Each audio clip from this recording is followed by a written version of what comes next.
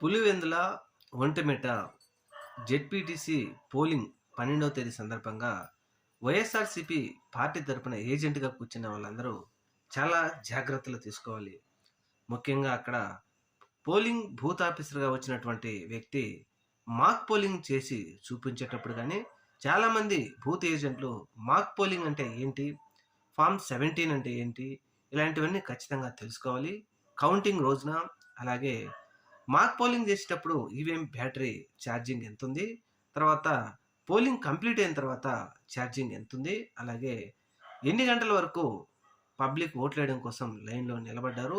ఇలాంటివన్నీ ఖచ్చితంగా నోట్ చేసుకొని పర్ఫెక్ట్‌గా గనక ఉండకపోతే 2024 సార్వత్రిక ఎన్నికల్లో మనలను ఎలా కూటమి ప్రభుత్వం మోసం చేసిందో ఇప్పుడు కూడా అలానే మోసం చేస్తారు.